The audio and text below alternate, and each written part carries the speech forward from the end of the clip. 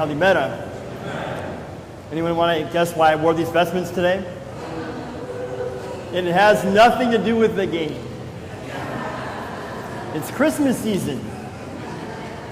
The choir sang Iparthenos Simero, and we are about to celebrate the Feast of the Nativity, so we wear red for that.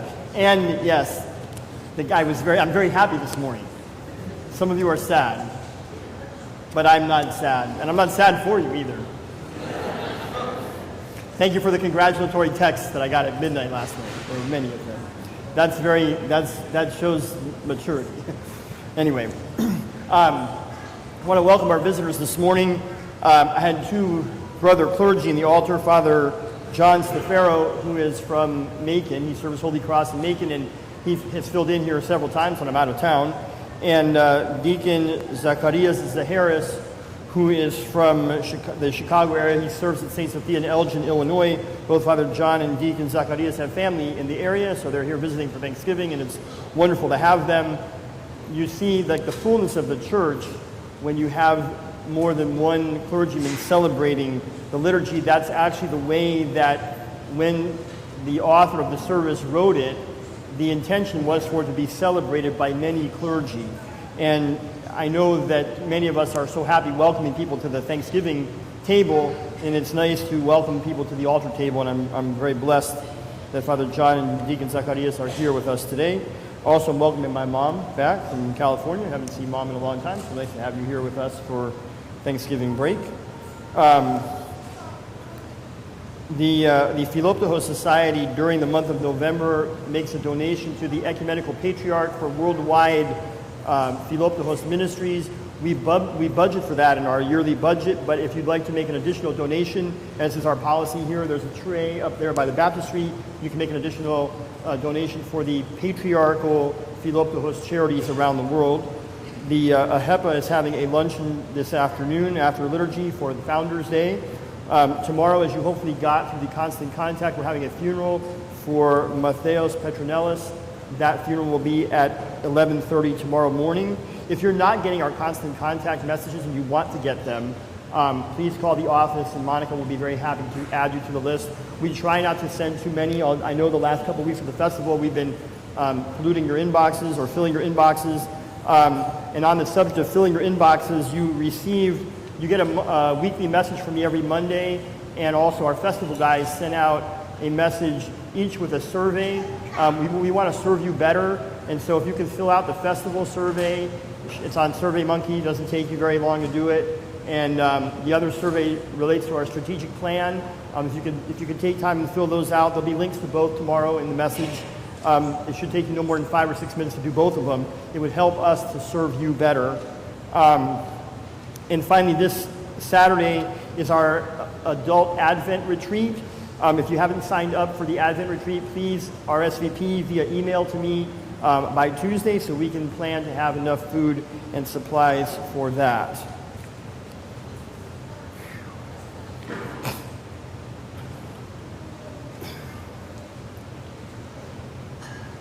The Bible is very clear to us what are the ingredients that lead to our salvation.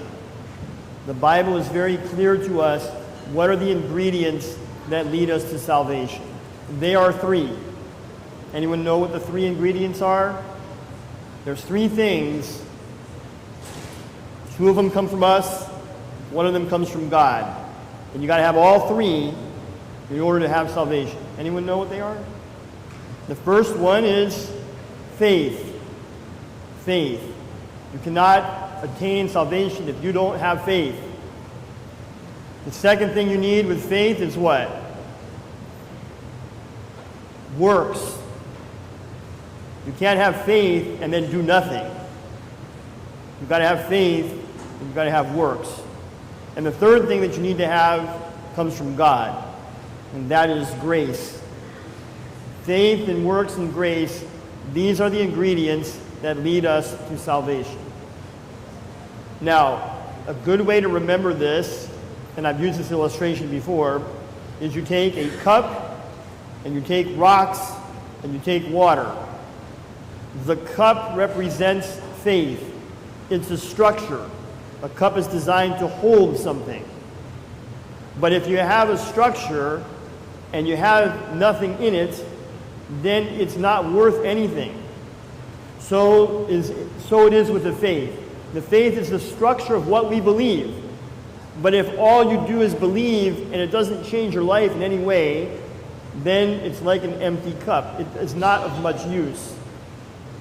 Rocks are like the works.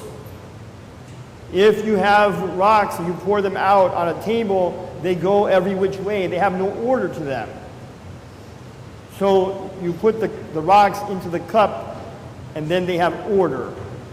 If you have work without faith, then what is the point of the work? It doesn't have any order, it doesn't have any structure. So we believe in God, and we're supposed to do the works of faith. But even this is not enough. Again, fill a cup with rocks and look at the cup, there will still be empty spaces in the cup. It will still not truly be full. If you add water to the cup and fill it to the top, the water is going to fill all the empty spaces, and then the cup is full. And that is the grace that comes from God, that fills all the empty spaces in our life. So you take the faith, you take the works, you pour in God's grace, and God's grace is not poured in with a fire hose. It's poured in a spoonful at a time when you receive communion. So you do your faith, you have your faith, you do works, and ultimately God's grace is what fills you. Now, why am I preaching on this today? We meet a man in the gospel lesson who was ostensibly a good man. He was doing works. Jesus met him and he said, "What do I have to do to gain eternal life?" And Jesus says, "You know the commandments. Don't steal, don't kill, honor your father and mother, don't commit adultery, don't lie. You know what to do." And the man says, "I've been doing all those things. What is it that I still lack?" And Jesus looked at the man and he said, you lack structure. Because you're doing these things, and for who are you doing them? If you would be perfect, Jesus said to this man, "Go sell everything that you have and follow me, and you'll have treasure in heaven." He asked him to do something that would require a tremendous amount of faith. Get rid of everything that he has and have faith. And because you have faith, do these works, and then you're going to attain the kingdom of God. And the guy just couldn't do it. He went away sorrowful because he couldn't do what the Lord was asking him to do. Now, many people look at this gospel reading and they think that it's all about slamming people who have money. It's not. In fact, when I read this gospel lesson, it doesn't say where this conversation took place. It doesn't say what tone of voice that Jesus was using. I imagine this conversation taking place on a beautiful day like today in Tampa. I envision Jesus sitting with a young man under a shady tree, and I envision Jesus saying this message to the man full of compassion for him, not judgment, full of compassion for him. Then he looked at him and he said, "Son, you've done a lot of good things in your life. If you want to go the next step, this is the thing that you have to do." And for this man, it was his money. And maybe for another man, it was something else. Or another woman, it was something else. Everybody of us has something that kind of holds us back from giving it all to God. Everybody has something that holds them back. Maybe it's lack of faith. Maybe it's lack of time. Maybe it's that you're cynical because life didn't go quite the way you thought it was going to go. Maybe you lack patience. Everybody lacks something. So Jesus looked into this man's eyes with compassion. He looked into his heart with compassion. He said, "I want you to be with me. I want you to attain salvation. This is the thing that you need to do if you want to attain salvation." And so as we read this message today in 2016, I hope that you hear it in the same way that Jesus communicated it to this man. As if Jesus was looking into your heart and saying, "You're on the right track. You're here in church. That's great. Church is full on Thanksgiving weekend. That's awesome. You have some faith because you came here.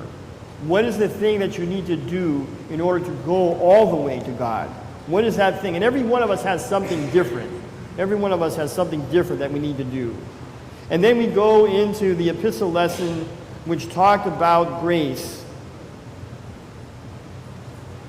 For by grace you have been saved through faith, and it's not your own doing. It's a gift from God. So no one can say, I've done enough, I've checked off all the boxes. I am worthy of God's kingdom. God's kingdom is a gift that comes from God to everybody. And that comes via His grace. I'm sure you've read, there's like internet, one of those stories that goes around on the internet, and it says like someone dies and goes to God, and God, a bunch of people go to God, and God says to them, why should I let you into heaven? And person after person comes and says, well, I did this, and God says no, and God says this, and this, and this, and God says no, I did this, and this, and this, and God says no. And finally someone comes and says, you shouldn't let me into heaven.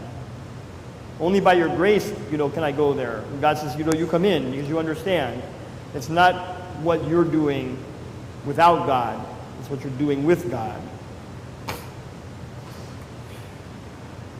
Now, I've been preaching the last month and wrote in the bulletin, in the messenger, about doing the church versus being the church. And so this guy was doing the things. He was not killing, not lying, not stealing.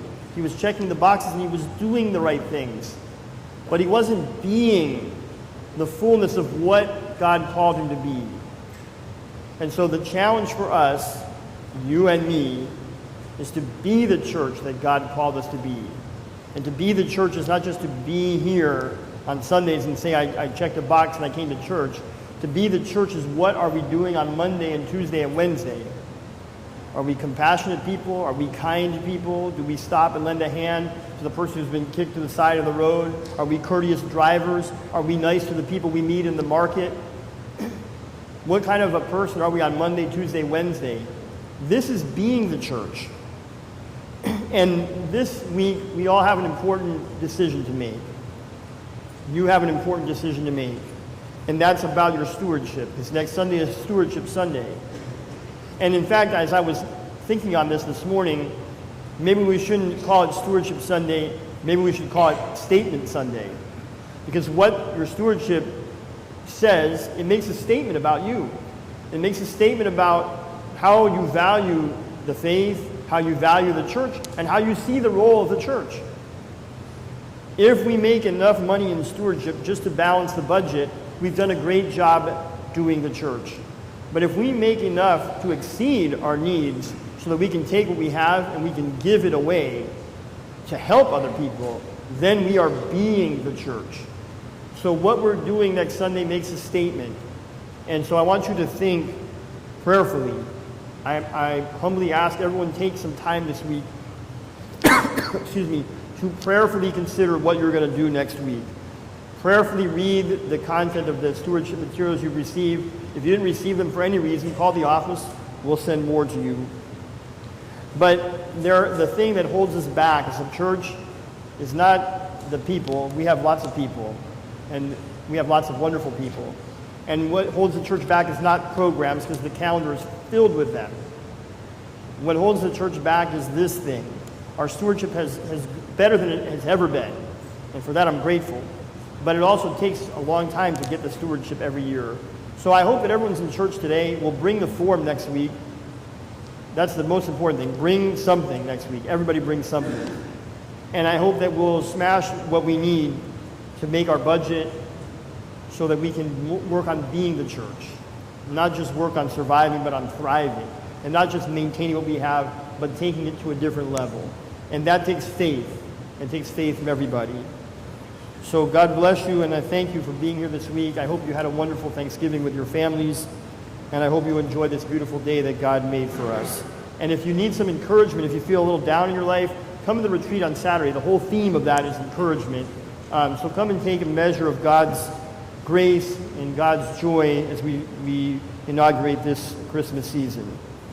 If you're new to the area and are planning to stay with us, please fill out one of those white cards that's in front of you and give them to our greeters today, who are Jeannie Carter, who's right up here, and Calliope Chigueras, who is right back there, and Ioana Ford, who is